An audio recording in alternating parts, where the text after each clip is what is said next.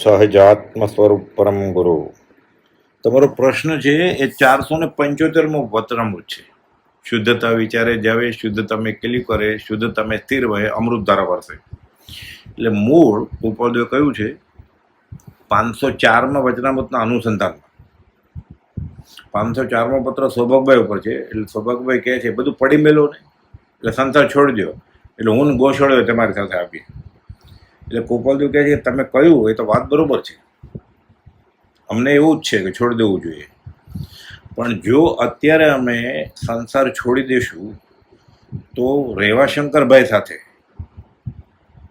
ચર્ચા થશે કે અદ્વૈતથી તમે છોડી દેશો અને અમારા વિસ્તરસા પરિણામને હાનિ થશે. વિસ્તરસા પરિણામ સિદ્ધના જીવ ન હોય. એટલે અત્યારે આત્મા આત્મામાં જ છે ગોપાલદેવ, ઝવેરી બજારમાં કામ કરે તોય, અને જ્ઞાનમાં જાણે છે કે આ પૂર્વ કર્મ છે, એટલે સ્વરૂપમાં સ્થિત હોય જ્ઞાની, પણ પૂર્વ કર્મ ઉદયમાં આવે તો એમાં ઈચ્છા રહિતપણું, ઈચ્છા સહિતપણું નહીં, સંભાવથી સહન કરે જેમ હોય એમ. પૂતગલ ફરસ ના હોય તો ખાય, નહીં તો ન પણ ખાય. બોલવાનું ફરક હોય તો બોલે, નહીં તો ન પણ બોલે. લખવાનું તો લખે, નહીં તો ન પણ લખે. એટલે આ ઉદય પ્રયોગ કહેવાય. એમાં પૂર્વનું રેવાશંકરનું ઋણ ચૂકતે કરવાનું હતું. આ ગોપાલદેવે 415માં લખેલું છે કે અમે સંસારમાં છીએ, કોઈ પણ જાતના આત્મિક બંધનથી અમે સંસારમાં નથી. રેવાશંકરનું પૂર્વનું ઋણ ચૂકવીએ છીએ, રવજી બાપાના કુટુંબનું ઋણ ચૂકવીએ છીએ, પત્નીનું ઋણ ચૂકવીએ છીએ, ભોગવલી કર્મ પૂરું કરવું છે. બાકીના જે પ્રસંગ છે આ 3માં આવી જાય છે. કોઈ પણ જાતના આત્મિક બંધનથી અમે સંસારમાં નથી. એટલે ઈચ્છાથી નથી. અમારે કઈ મોહ નથી એમ કે અમને કર્મ બંધાશે આ કરીને, એવું નથી. કેમ કે અમને આત્મિક બંધન છે જ નહીં. અમે જરા પણ ઈચ્છા વગર, જરા પણ મોહ વગર ધંધો કરીએ છીએ, એને કર્મ છે ને બંધાય. એટલે આને અબંધ પરિણામે ગૃહસ્થ દશા કહેવાય. હોય ગૃહસ્થ દશા પણ અબંધ પરિણામી કહેવાય. એને ઈચ્છા થાય ને કે કરવા જેવું છે તો કર્મ બંધાય. એને એમ ઈચ્છા થાય કે આવું ક્યારે કરાય જ નહીં તોય કર્મ બંધાય. એને સંભવ હોય, રાગદ્વેષ ન હોય, હર્ષોક ન હોય, રતિ અરતિ ન હોય, અહીંયા તો હું ક્યારે જાવ જ નહીં તોય કર્મ બંધાય. જવું પડે, અહીંયા જવું જ જોઈએ, બહુ આનંદ આવે તોય જવું પડે. રાગ ને દ્વેષ થયો ને, આનું તો મરી જાય તો હું મોડું જ ન જોઉં, એને ઘરે કામવાળો થવું પડે. 128માં આવ્યું ને, જેનું કોઈ કાળ હું મુખ પણ નહીં જોઉં, એને ઘરે રોજ સવાર સાંજ જાય 2 વાર વાસણ ઘસવા પછી, એટલે મોડું જોવું પડે ને. એટલે બેસાડે થોડી વાર કે શેઠ જમે છે. એટલે કૃપાઉદયને હર્ષ નથી, શોક નથી, રાગ નથી, દ્વેષ નથી, રતિ ગમો, અરતિ અણગમો નથી. એટલે આત્મિક બંધન વગર આ ગૃહસ્થ દશા કહેવાય. બહુ ઊંચી દશા છે. આ સદેહ પરમાત્મા કહેવાય. 913માં અને 321માં અબંધ પરિણામે ગૃહસ્થ દશાની ગોપાલદેવ વાત કરી છે. બહુ અઘરો પત્ર છે 913માં તો, કે શુભ અશુભ પરિણામની ધારા હોય એમાં સંભવમાં હોય. અશુભમાં તો એને રસ નથી જ. શુભનો પૂર્ણ માનવાનો રસ નથી. અમારે ઇન્દ્ર તો નથી થવું, અમારે કમાઈ તો નથી જવું, પરિગ્રહ કાર્ય પ્રપંચ કે છે, અમારે તીર્થંકરે નથી થવું. એટલે બોલાય કેમ? એ ભગવાનને ખુલ્લું પડકાર આપે છે કે તમારી આગળ છે, મારે આગળ છે, મારે કઈ જોતું નથી. લોકો સમજ્યા જ નથી. સમજાય તો કાં કુપલવાળા થઈ જાય, ધમકીત થઈ જાય, ને કાં બીજે વયા જાય. બીજે નથી જતા, ધમકીત નથી થતું, એટલે હજી વિચારતા જ નથી કે શું લખ્યું છે. અબંધ પરિણામે ગૃહસ્થ દશા. મેં એમ કહે ને કે જનક વિદેહી જેવી દશા ને ભરત ચક્રવર્તી જેવી દશા 321માં ખુલાસો કરે છે ગોપાલદેવે કે જનક વિદેહીની દશા વિદેહી જતા, એટલે જેનેતરમાં એને વિદેહી કહેવાય છે. પણ ક્યારેક માયાનો પ્રપંચ આવે તો આવે જ નહીં. એને ક્યારેક આવી જાય તો રાજ કરતો હતા, એટલે તો માથે એને બળવાન શરણને આશરે તો કોનો? અષ્ટાવક્ર. તો ગોપાલદેવમાં તો ગુરુ કોણ છે? કોઈ નહીં. પોતાને જ બધું કરવાનું છે. અને તોય ગોપાલદેવે કર્યું. 324માં લખે છે, 4 તરફ ઉપાધિની જ્વાળા ભડકે બળે છે, જ્ઞાની નહીં, પરમ જ્ઞાની સિવાય ત્યાં કોઈને સમાધિ ન રહે. પછી લખે છે 4 લીટરનું પત્ર. આશ્ચર્ય કરે છે, અમને રહે છે સમાધિ. એટલે કુપન દોષા કેવી છે? અષ્ટવક્ર જેવી કે જનક વિદેહી જેવી, જનક વિદેહીના ગુરુજી જેવી. કે કોઈ પણ માયાનો પ્રપંચ આવે જેમાં ક્યારેય બાદ ન થાય, અબાધિત રહે, એવા અષ્ટાવક્રોનું એને શરણ હતું. એટલે જનક વિદેહી તો અંબાલાલભાઈ, એ પત્રમાં અંબાલાલભાઈને એમ મોગમમાં લખ્યું છે કે અંબાલાલભાઈ એવી રીતે જીવે છે જનક વિદેહી છે, પણ ક્યારેક એને તકલીફ પડે તો કોનું શરણું લે? અષ્ટાવક્રનું, કુપોલદેવનું. 321 ખુલ્લું લખ્યું છે. એમ 913 લખ્યું છે કે શુભ અશુભ પરિણામની ધારા પ્રત્યે ઉદાસ સંભાવ. ઉદાસ એટલે એરંડિયું પીન નહીં, સમભાવ. 398 પત્રમાં છેલ્લે અર્થ કર્યો છે ઉદાસીનતા એટલે સમભાવ, કઈ રસ જ ન હોય. પૈસા ગણતા હોય કે 99 નોટ લઈ લે, 101 આવે પાછી આપે કે નાખો ગટરમાં. માકુભાઈ ખુશ થયેલા, માણિકચંદ ગેલાભાઈ પાર્ટનર, 200 રૂપિયા વધારે આવી ગયા છે. કોઈ બધા ગટરમાં નાખવા દે ને, કચરા ભેગો કચરો, પૂરો ઉપયોગ હોય તીક્ષ્ણ. હરખત હતા માકુભાઈ, આગમ બહુ વાંચેલા. બસ આપણે કઈ લીધા ને, ભૂલથી આવી ગયા કોકના, અનિતિથી ન ચાલે. કોક નીતિ અને નેકી ઉપર હું તને આજ્ઞા કરું છું, એ કર્મ મને પગ નહીં મુકાવતો ગોપાલ દે છે. આ તો હું પૂર્વનો ઉદય પૂરો કરું છું. 913 લખ્યું છે. એટલે એ સમભાવથી શુભ અને અશુભ ધારાની પરિણામ ધારા હોય ને, એના પ્રત્યે ઉદાસ થઈ જાય. વિસ્તરસ પરિણામ કહેવાય. આત્મા આત્મામાં હોય. 412 પત્રમાં લખ્યું છે અત્ર આત્માકારતા છે. એ 3 લીટરનો પત્ર છે. પછી લખે છે આત્માકારતા એટલે આત્માનું આત્મામાં સમાઈ જવું. એ વિસ્તરસ પરિણામ કહેવાય. કુપોલે પછી અર્થ કર્યો છે વિસ્તૃત પરિણામનો. આ પ્રશ્ન પૂછ્યો એમાં, શુદ્ધતા વિચારે ધ્યાવે, શુદ્ધતા મેં કેલી કરે, શુદ્ધતા મેં સ્થિર વહે, અમૃત ધારા વરસે. એટલે અમૃત ધારાની વાત આવી ને, એટલે ડુંગરસિંહ ગોસ્વામી યોગના ચમત્કાર બહુ કરે, ધ્યાન ધરે, અષ્ટાંગ યોગ. એટલે કે આ સુધારસની વાત છે. અમૃત ધારા વરસે એટલે સુધારસ. એટલે કુપોલનો પત્ર લખ્યો છે સૌભાગભાઈ, ગોસળીઓ આમ કે છે. કુપોલ કે આ સુધારસની વાત નથી અહીંયા. એ બનારસી દાસજીએ સમયસર નાટકમાં આ દોહો લખી અને સિદ્ધના જીવોને કેવા પરિણામ હોય એની વાત કરી છે. એને વિસ્તરસા પરિણામ કહેવાય છે. કુપોલ એમ લખ્યું છે. અહીંયા એમ લખ્યું કે આ વિસ્તરસા પરિણામ છે સિદ્ધના જીવના. 504 લખ્યું કે અમને વિસ્તરસા પરિણામને હાનિ પહોંચશે, અમે જો રેવાશંકર સાથે મિટિંગ કરશું કે અમે વયા જાય જંગલમાં. આગળ પાછળ કોઈ બી પત્ર હોય ને એનું અનુસંધાન લે ત્યારે ખબર પડે કે આખું વચનામૃત ગોપાલદેવની આત્મકથા છે. બાકી બધી દેહ કથા છે. ગાંધીજી અહીંયા જન્મ્યા, અહીંયા મોટા થયા, અહીંયા ભણ્યા, પછી પરદેશ ભણ્યા, પછી પરણ્યા, પછી ગોડસે ગોળી મારીને મરી ગયા. આમાં આત્માની ક્યાં વાત છે? આ તો દેહ કથા થઈ. જવાહરલાલ નહેરુ અલ્હાબાદમાં જન્મ્યા, મોતીલાલ અને પિતાનું નામ, કમલા નહેરુ અને પત્નીનું નામ, અને પછી એ 14 વર્ષ જેલમાં રહ્યા અને આઝાદી અપાવીને ભારતના વહેલા વડાપ્રધાન હતા, અને પછી એકાએક ગુજરી ગયા બપોરે 2:30 વાગે. આત્માની ક્યાં કઈ વાત આવી? એને બાળકો બહુ પ્રિય હતા અને કમળ રાખતા હતા બંડીમાં, નહેરુ ટોપી પહેરતા હતા. આત્માની ક્યાં કઈ વાત જ છે? દેહ, બધી દેહ કથા છે. આ એક જ આત્મકથા છે વચનામૃત શ્રીમદ રાજચંદ્રની દુનિયામાં. ભણવામાં પૂછે ને, નદીની આત્મકથા, સુરજની આત્મકથા, ભિખારીની આત્મકથા, ગાંધીજીની આત્મકથા, મારા સત્યના પ્રયોગો, એ તો દેહ કથા છે બધી. આત્માની ક્યાં કઈ વાત જ છે એમાં? મેં આમ કર્યું, મેં આમ કર્યું નહીં, નથી નિવૃત્તિ નિર્મળપણે અન્ય ધર્મની કાંઈ. આત્માની ક્યાં કઈ વાત જ છે? એટલે તને વ્યવહારમાં શું કર્યું એ બધું છે. મેં સત્યાગ્રહ કર્યો, મને બ્રિટિશરે માર્યો, તો આત્માને ક્યાં માર્યો? ગાલ ઉપર માર્યો ટીસીએ. આપણે જે બી કંઈ કરીએ છીએ ને વ્યવહારમાં, કુસંગની અસર છે. આપણું કાંઈ છે જ નહીં, પૂરું પ્રારબ્ધ અને કુસંગ લીધે કરીએ. મંદિરમાં આપણે આવતા હોય ને કે આ સારું લાગે છે રુચિમાં, એટલે આવતા હોય. ઉપયોગપૂર્વક, તીક્ષ્ણ ઉપયોગપૂર્વક પુરુષાર્થથી કોણ ભક્તિ કરે છે?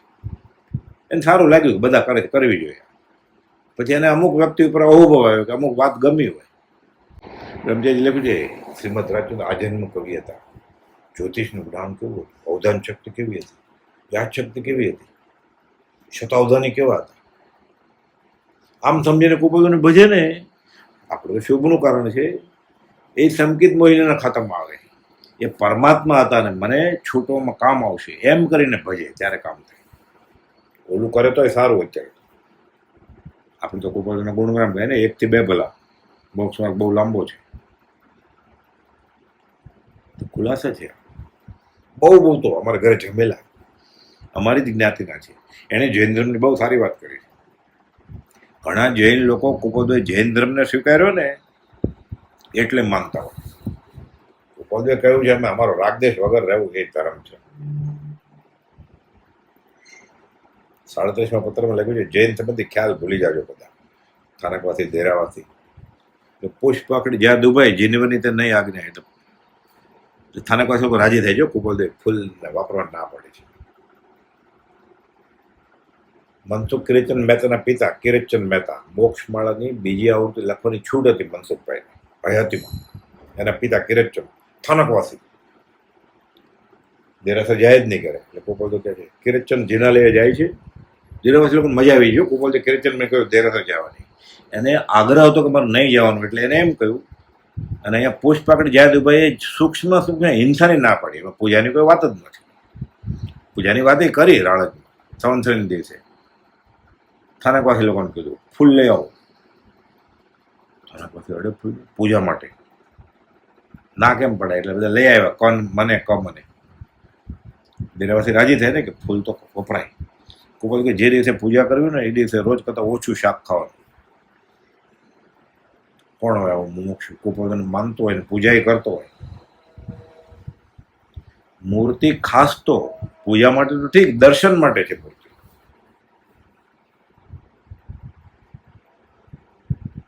મૂર્તિ નવડાવે ને પાણીથી દૂધથી, એ પાણી ઉકળેલું હોય.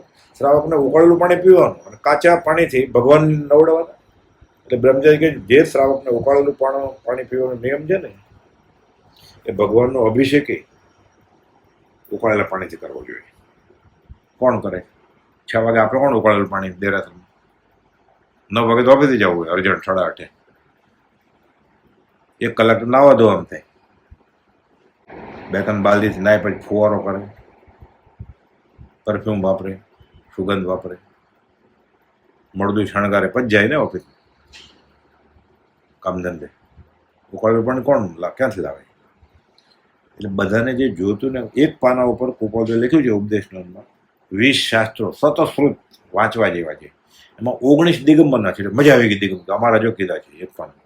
કુપોદે અર્ધ લીટીમાં કહ્યું શ્વેતાંબરના 45 આગમ જે નિષેધ કર્યો છે મોક્ષ પ્રકાશમાં એ યોગ્ય નથી. એટલે પોણી લીટીમાં આવી ગયા ને 45 આગમ મંજૂર છે કુપોદે.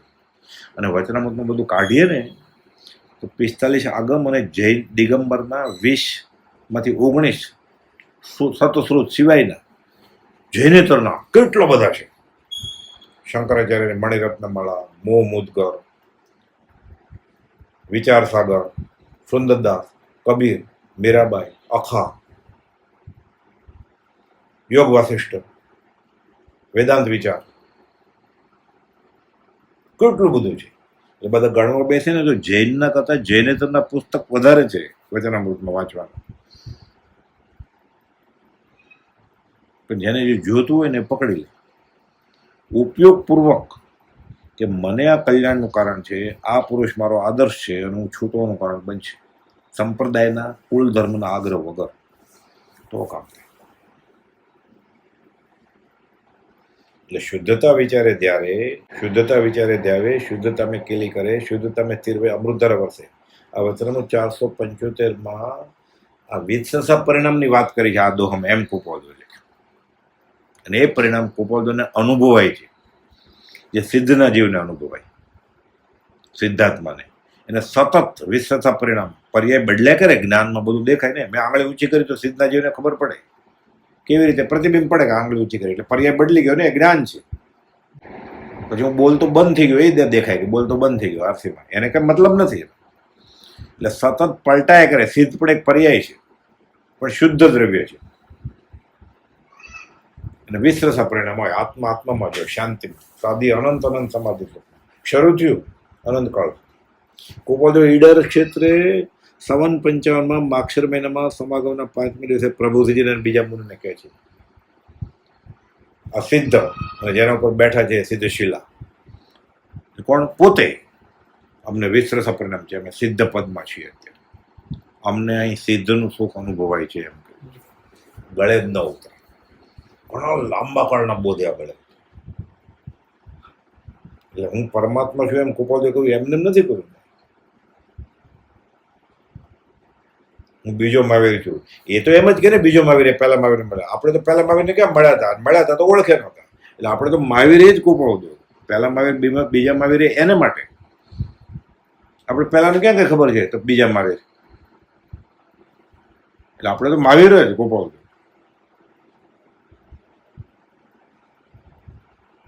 બોલો. આવી સરસા પર ભેદી દશા છે કુપોદો. બહુ ઓછો પડે એવી છે. ઘણા લાંબા કાળના બોધે કૃપાદેવ ખંભાતના કૃષ્ણદાસને કહે છે જ્યાં ગળે ઉતરે વાત. મને કેમ તો આકાશી ભગવાનને શું ઓળખે છે? એને માને પૂર્ણ પ્રતીતિ છે ભગવાન આકાશમાં હોય એ બધું માથું નમો. જે અહોભાવથી આ ભગવાનને પૂજે છે એટલા જ અહોભાવથી એ પ્રત્યક્ષ સત્પુરુષને પૂજે તો વધારે ફાયદાકારક કોણ? કુપોદેવ 527માં વચનમાં પ્રશ્ન પૂછ્યો છે કે ગોશળિયા, લહેરાભાઈ, સૌભાગભાઈ, મગનભાઈ બધા સત્સંગમાં આ વિચારજો, મને જવાબ લખો વિચારે કે એક જીવ જીન પ્રતિમાની પૂજા કરે છે અને બીજો જીવ સાક્ષાત પ્રત્યક્ષ સત્પુરુષની પૂજા કરે છે, તો બેમાં વધારે પરમાર્થે હિતાવ શું? તમે આ વિચારી જવાબ આપજો. આ પ્રશ્ન માકુભાઈએ પૂછ્યો છે, માણેકચંદ ગેલાભાઈ, શાસ્ત્રના અભ્યાસી, કુપોદના પાર્ટનર. કે વિશેષ ગુણ સામે કહે છે તીર્થંકર. કેવળ જ્ઞાની છે ને એટલે 13મી ગુણ સ્થાને કહે છે. એટલે એના તરફથી આ પ્રશ્ન છે. તમે વિચારો અને જવાબ અને પછી મને લખજો જવાબ. સૌભાગભાઈ જવાબ મળી ગયો, પ્રભુજીને મળી ગયો, બ્રહ્મચારીને મળી ગયો, અમલબેન મળી ગયો, જોઠાભાઈ મળી ગયો. જ્ઞાનીને ઓળખે જ્ઞાની પરમાત્મામાં અને જ્ઞાની પુરુષમાં એને ભેદ વયો ગયો. પરાભક્તિ પરાકાષ્ઠે પહોંચી ગયા એ લોકો. એટલે એ ભગવાન થઈ ગયા બધા. વાત છે માયરાની, શ્રદ્ધા પરમ દુલ્લા.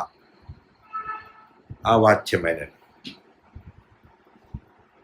તો બધું કહેતા શ્રદ્ધા પરમ દુલ્લા. આમાં કાંઈ એને કરવાનું જ નથી, ખાલી માનવાનું છે. કુપોદે કયું એ જ માનવાનું છે. લખેલું કે આ બરોબર છે, નહીં માનવું. ના બધું મોતના ઘાટી ઉપર, દોરી ઉપર છોકરી બાંબુ લઈને આમાં બેલેન્સ કરીને આ બાજુથી આ બાજુ બાટલા ઉપર પગ દઈને આમાં કરતી જાય છે. નીચેનો ઢોલ વગાડે એનો ભાઈ મોટો અને બાપા. ના બધું હવે ક્યારે બધીશ કે ઓલી મોતની ઘાટી ઉપર છે પંચમ કાળમાં મોરાજાના ઘરમાં જઈને મોરાજાને છાપો માર્યો. હજી નહીં. અચિંત્ય તું મહાત્માનો નથી પ્રફુલ્લિત ભાવ. આ ગાથા છે.